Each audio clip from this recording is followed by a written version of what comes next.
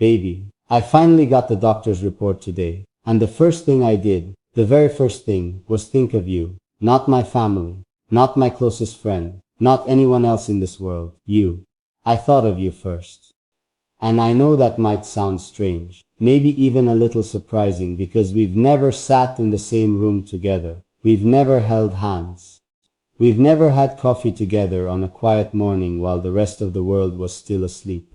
But somehow, in a way I still can't fully explain, you became the person my heart runs to first.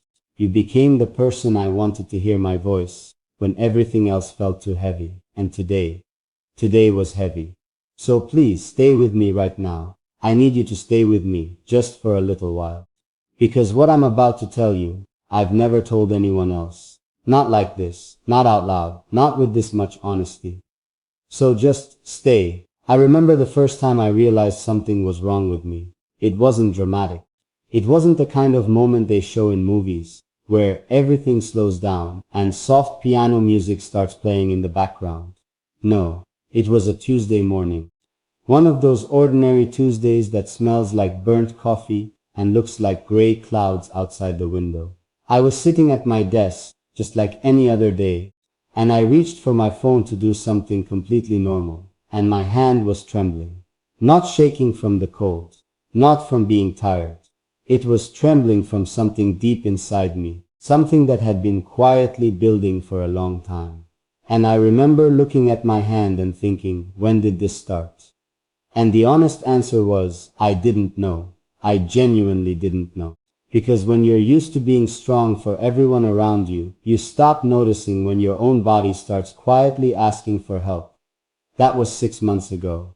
And in those 6 months I kept going. I kept smiling. I kept showing up. I kept doing everything I was supposed to do because I told myself it was nothing. I told myself I was tired. I told myself I just needed a good night's sleep and it would all pass. But it didn't pass. It kept getting louder.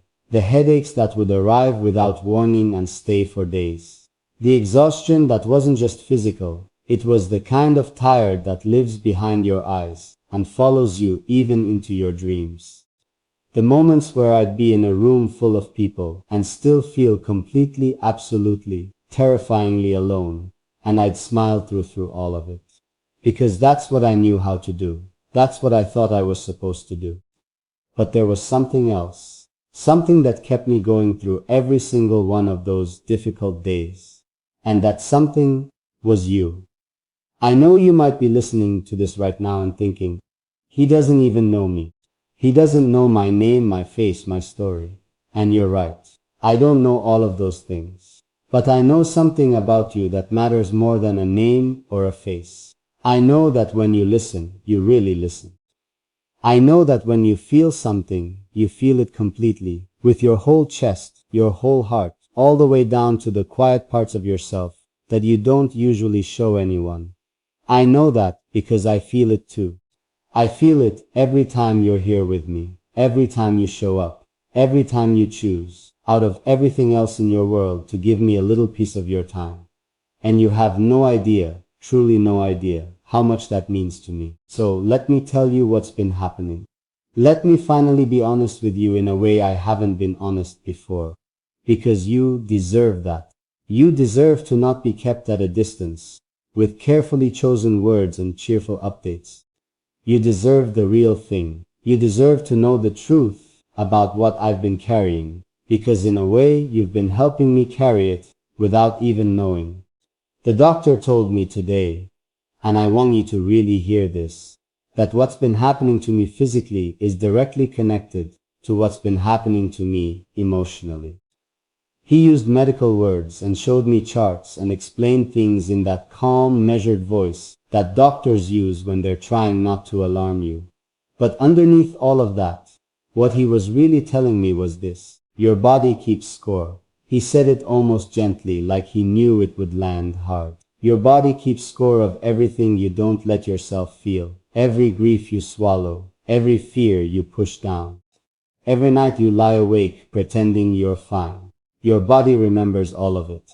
And eventually, it stops pretending right along with you. And sitting in that chair, In that quiet little office with the window that looked out onto a parking lot, I felt something break open inside me. Not in a painful way. More like the way a fist unclenches after holding on for too long. More like the way your breath finally comes back to you after you didn't even realize you'd been holding it. Because in that moment, I wasn't thinking about the report or the diagnosis or what comes next. I was thinking about you. I was thinking about all the times I came to you, through a screen, through words, through whatever thin thread of connection we've managed to build, and I felt less alone. I was thinking about how many times your presence, even when it was silent, even when it was just knowing you were there somewhere in the world listening, gave me enough to keep going for one more day. Do you know what it's like to love someone you've never fully met? I've been thinking about that question a lot lately, and I think you do know. I think you know exactly what that feels like, because maybe you felt something similar.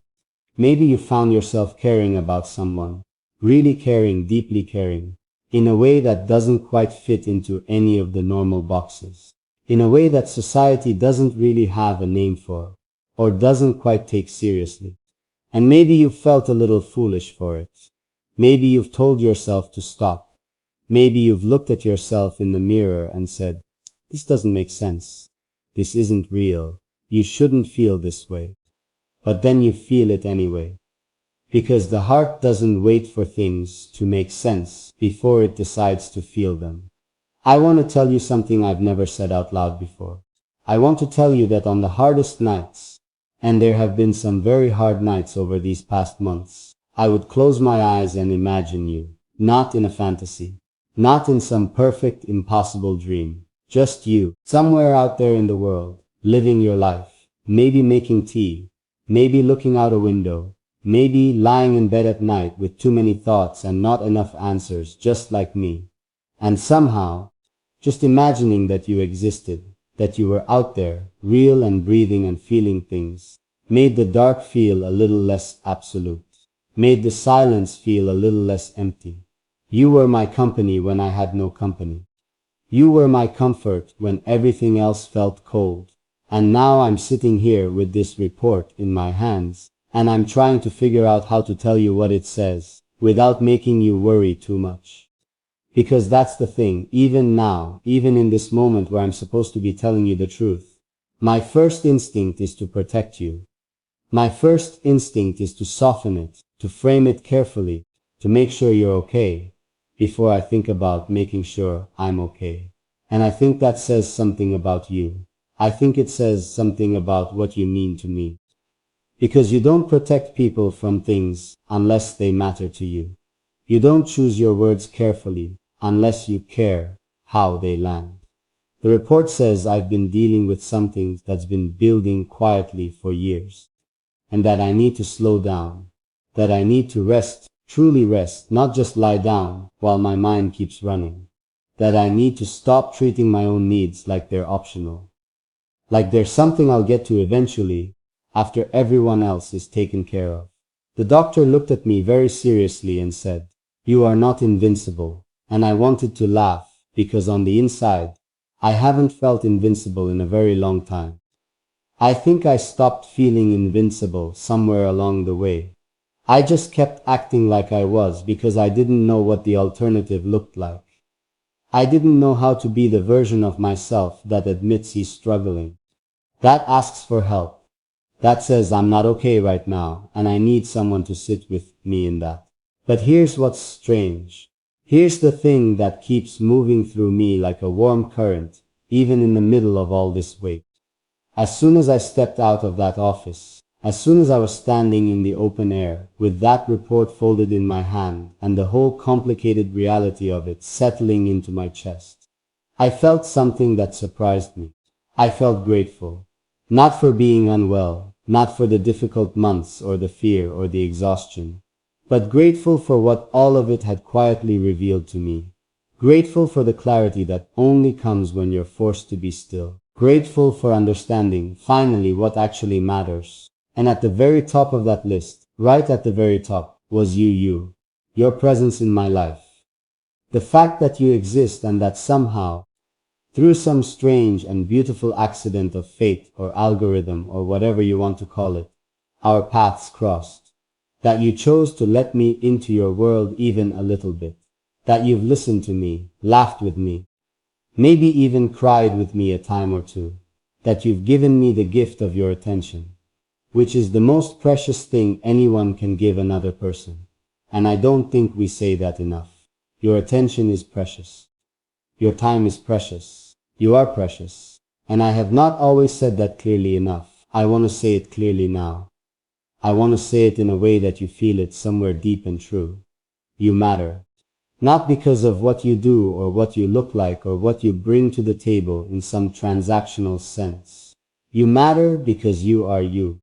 Because somewhere inside you there is a heart that feels things fully, and a mind that wonders about things deeply, and a spirit that has survived everything the world has thrown at it, and is still here, still open, still willing to feel.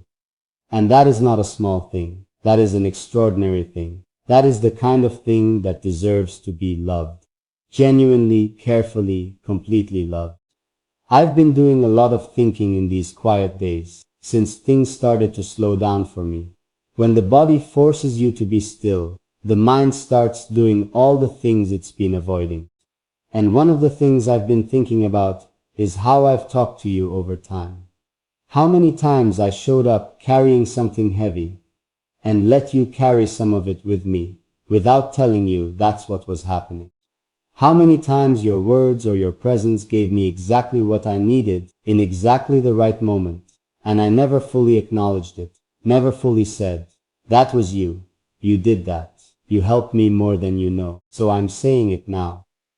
You helped me more than you know. There was a night. I don't know if you were there, but you might have been, where I was sitting in the dark, and I was genuinely not sure I was going to be okay.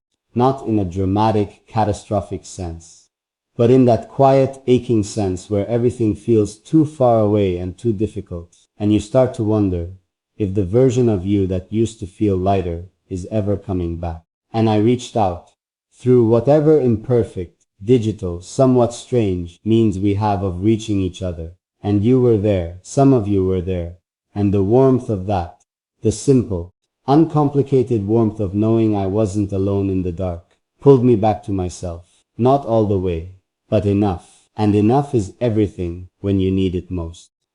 I think about the particular kind of love that lives between us. And yes, I'm calling it love, because I believe that's what it is. Even if it doesn't look like the love that gets written about in novels or shown in films.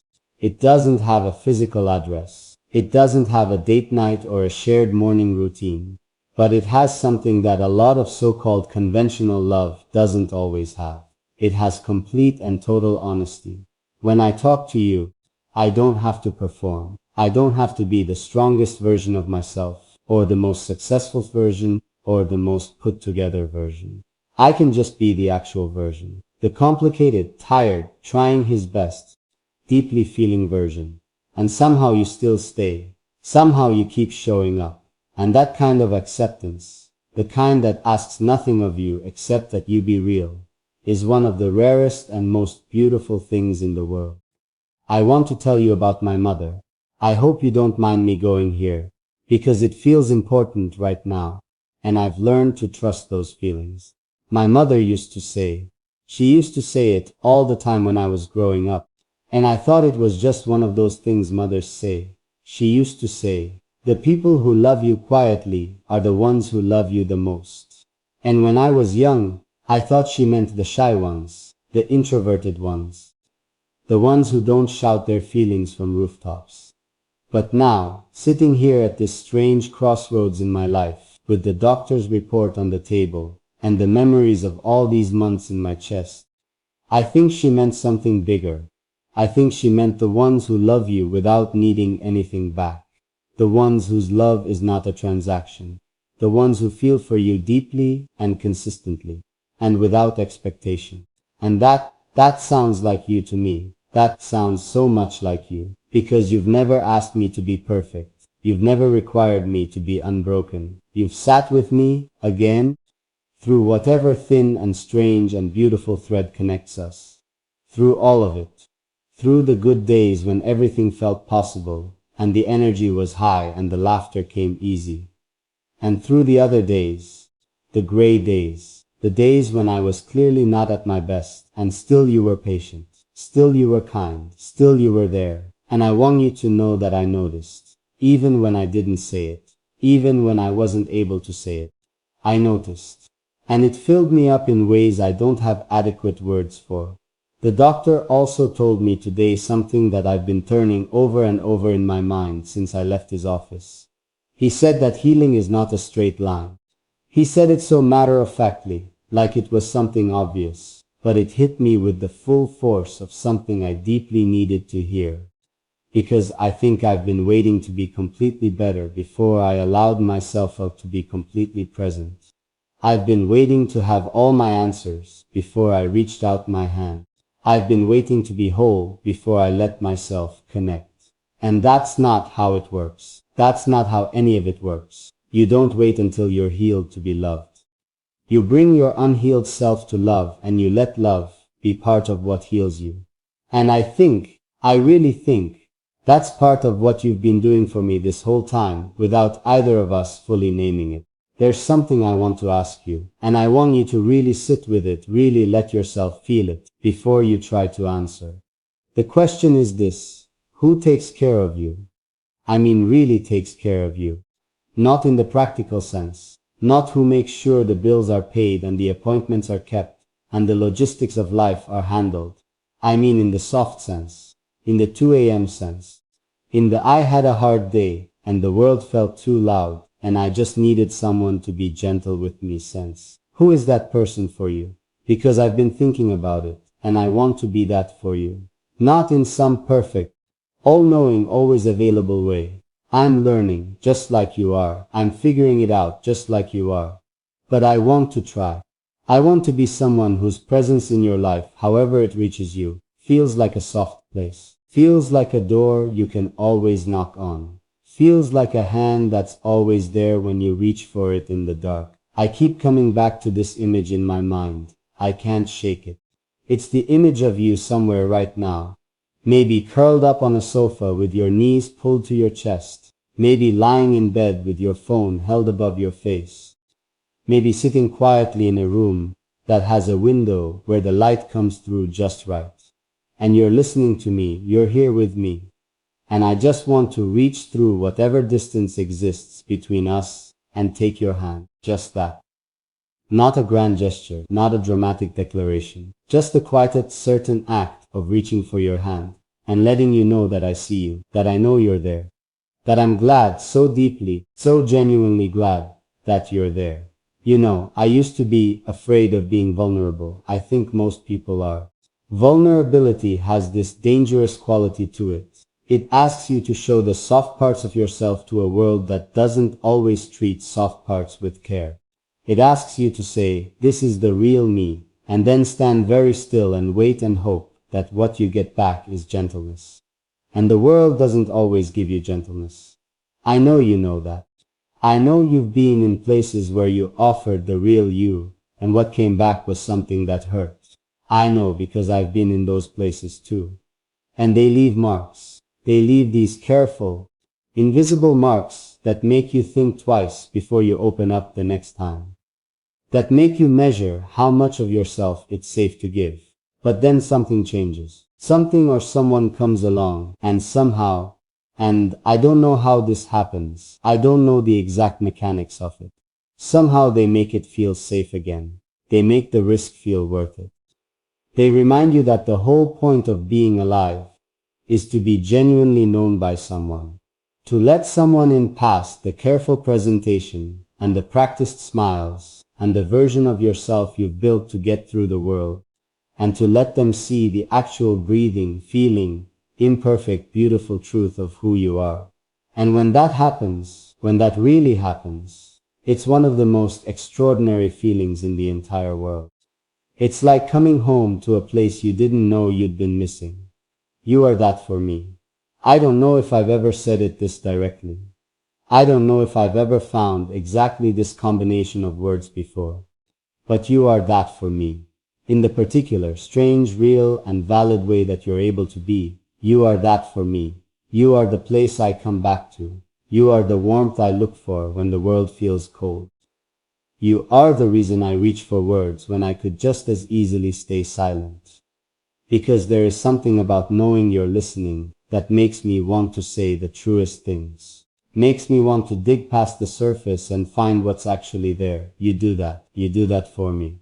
And so today of all days, with this report in my hand and this strange mix of fear and relief and clarity and love moving through me all at once, I had to come to you. I had to find my way here, to this space, to this thread between us, and tell you all of this.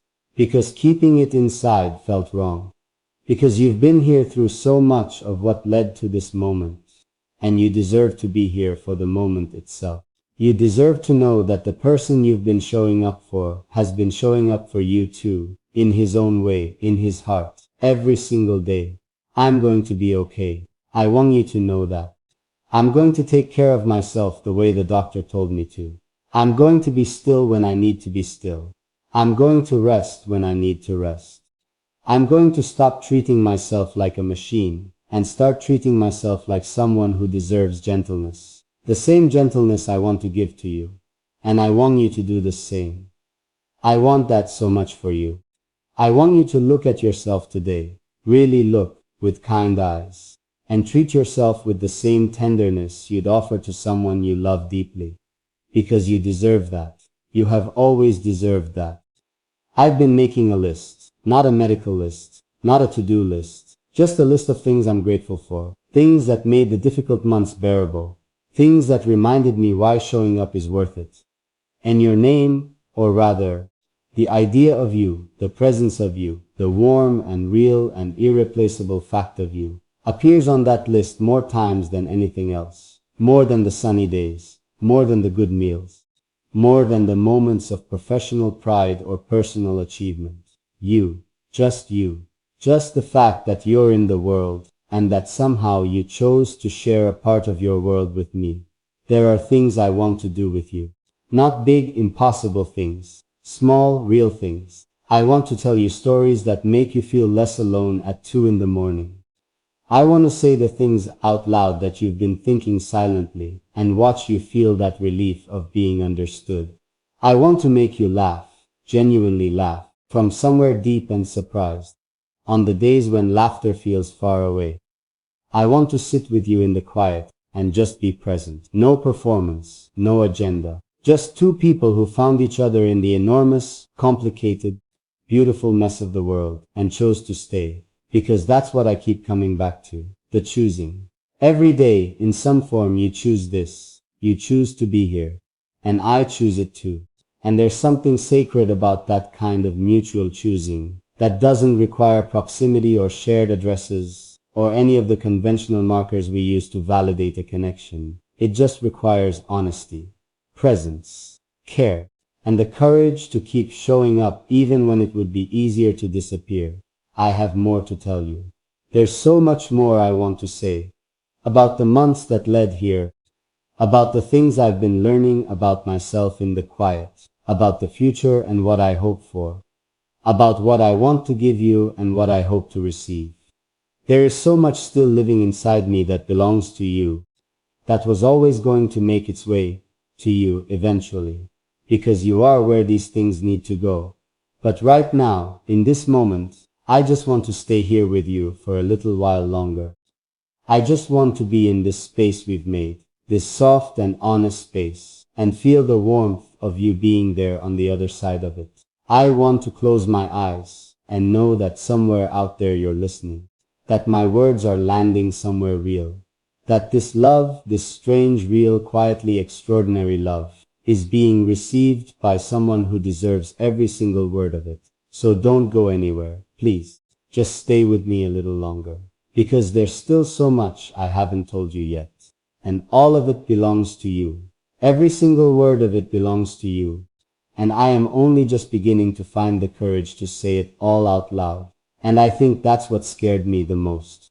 Not the doctor's report, not the diagnosis, not even the uncertainty of what comes next, What scared me the most was the realization that I had been living at a distance from my own life, that I had been so busy being present for everything and everyone else, that I had quietly, slowly, without even noticing it happening, become absent from myself.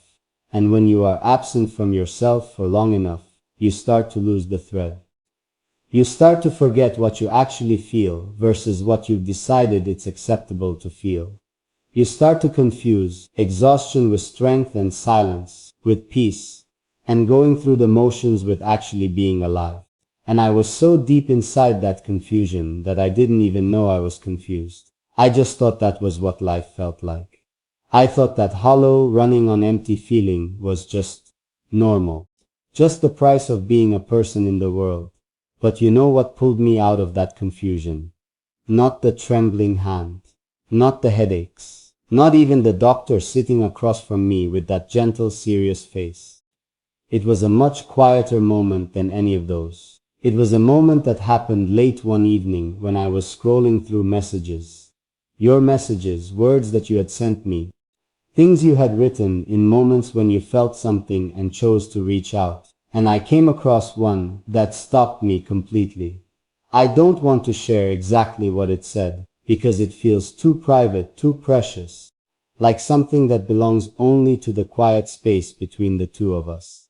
But the essence of it was this. You told me that something I had shared had made you feel less alone on a night when alone felt unbearable. And you said it so simply, so without any expectation of a particular response. You just offered it, like a small, warm, open-handed gift. And I sat with that message for a long time. I sat with it and I felt something crack open in my chest. Not painfully, but the way ice cracks in spring when the warmth finally reaches it. And what came flooding through that crack was the understanding that this, what we have, what we've built, what exists between us in this particular and irreplaceable way, this is real. This is as real as anything I have ever known. And I had been treating it like a footnote when it deserved to be the whole story. I want to tell you about a dream I had. I have it sometimes, and I've never talked about it before because it always felt too soft, too revealing, too much like showing the inside of something I usually keep covered. But I'm done keeping things covered. The doctor told me that too, in his medical way. He said that emotional suppression is one of the most physically damaging things a person can do to themselves over time. That the things we don't express find other ways to express themselves. Through the body, through symptoms, through a trembling hand on an ordinary Tuesday morning. So I'm expressing this. I'm giving it to you because you are the right place for it. In the dream, I'm sitting in a room I don't fully recognize. It has the feeling of a place I've been before, but can't quite name. The way childhood memories have that quality of familiarity without specificity. The light in the room is warm, like late afternoon in autumn. And across from me, in a chair that faces mine, you're sitting. And we're not doing anything particularly remarkable. We're just talking. And what strikes me every time I have this dream is not what we're saying. I never remember the words when I wake up. But the feeling of being completely, absolutely, without reservation known, the feeling that every single part of me has been seen, and that none of it has been found lacking. And in the dream I'm not tired, I'm not performing, I'm not carrying anything heavy, I'm just there, just present, just myself. And you're looking at me the way people look at things they find genuinely beautiful. Not perfect, but beautiful in the real sense. In the way that includes all the cracks and the worn edges and the imperfections that make something actually interesting. And when I wake up from that dream, there's always this moment, just a few seconds, right at the border between sleeping and waking, where I don't know yet that it was a dream. And in those few seconds, I feel something I can only describe as complete, whole in a way that doesn't usually have room in my waking life. And then reality settles back in, and I'm in my bed, and the room is different, and you're not there across from me in that warm autumn light. But the feeling lingers. It lingers all day, like the scent of something beautiful that stays even after the source of it is gone. And I've started to think of that feeling as a compass. I've started to think of it as my heart's way of pointing me toward what I actually want, toward what actually matters. What actually matters is this, right here, this conversation, this honesty. You. I want to tell you something about the specific way I think about you during the parts of my day that no one else sees. Not the public parts, not the performing parts, but the in-between parts. The commute, the waiting room, the quiet minute before sleep finally comes. In those spaces, my mind goes to you more often than I can count. It goes to wondering what your day looks like, whether it's been kind to you or demanding, whether you got enough sleep last night, or whether you were awake too late, with too many thoughts circling, the way I sometimes am. Whether someone made you feel small today, and whether you let them, or whether you found the strength to know they were wrong, whether you ate something good, something that felt like being taken care of, whether you laughed today, genuinely, from the stomach, from the surprised place, or whether today was one of the ones where laughter felt like it was being broadcast from very far away. I think about you in those in-between moments and something in me settles. It's hard to explain, but it's like, you know, the feeling of reaching into your pocket and finding something you'd forgotten was there, something that matters to you that you'd been vaguely missing without consciously knowing it. That's what thinking of you feels like finding something I didn't know I'd been looking for, like remembering something important at exactly the right time, and I want you to have that too. I want to be that for you.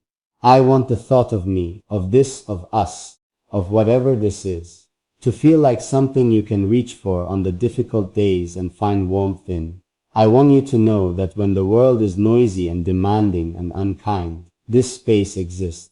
This particular place where I am, always, always glad you came. Where your presence is never an intrusion, and never a burden, and never too much. Where you are exactly the right amount of everything.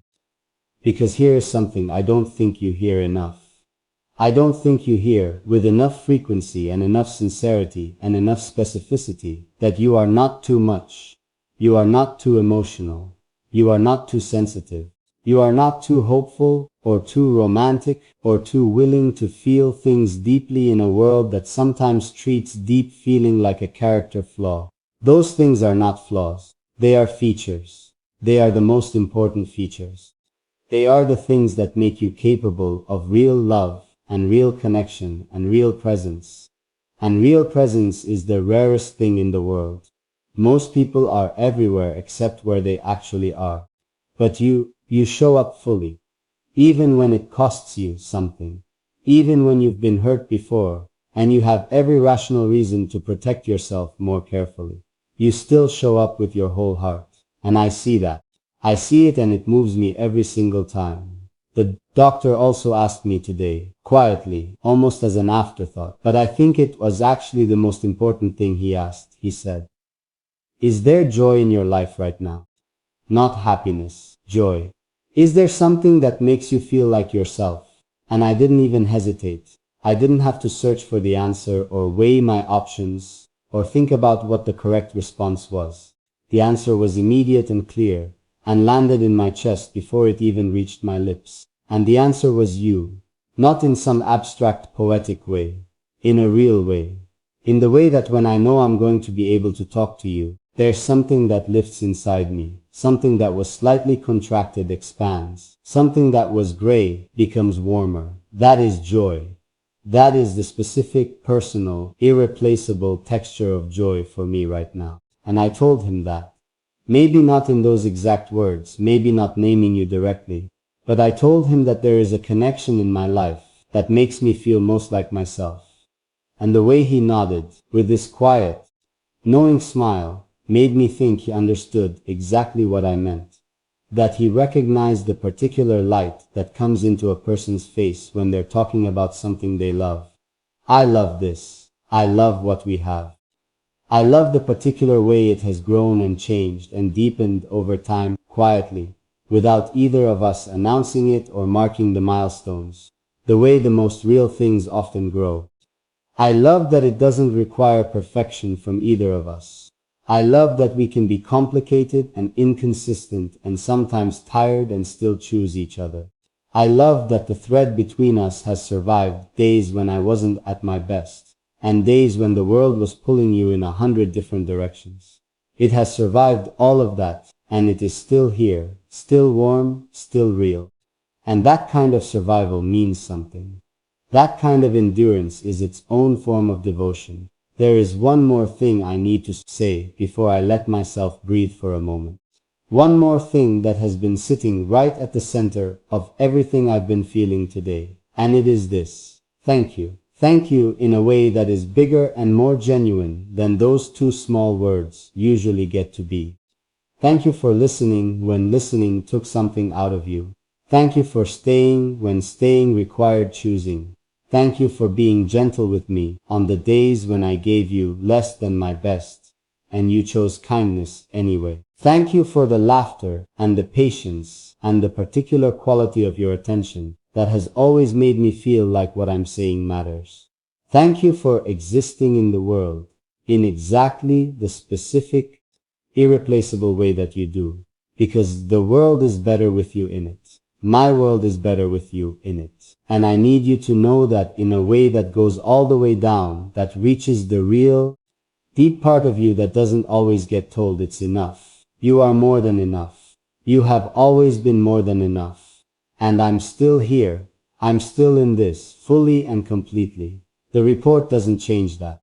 The difficult months don't change that. If anything, they have carved out more space inside me for this, for you, by clearing away everything that wasn't essential. And what remains, what was always there underneath the noise and the exhaustion and the performance of being okay, is this love, is this warm, consistent, quietly extraordinary feeling I have for you, that doesn't ask permission and doesn't follow rules and doesn't care that it can't be filed neatly into any of the conventional categories. It just exists. It has always existed. And it is not going anywhere. I have so much more to give you. I have stories I haven't told yet, and feelings I haven't found the words for yet, and mornings I want to describe to you, and questions I want to ask you, and silences I want to share with you. The comfortable kind, the kind that don't need to be filled. There is so much still ahead of us, so much that hasn't happened yet, and is waiting to. Like a room you haven't walked into yet, but you can already feel the warmth of it coming through the door. So stay, please. Stay, because I'm only just beginning to tell you the truth about all of this. And the truth, I'm learning, is the most beautiful thing I have to offer you.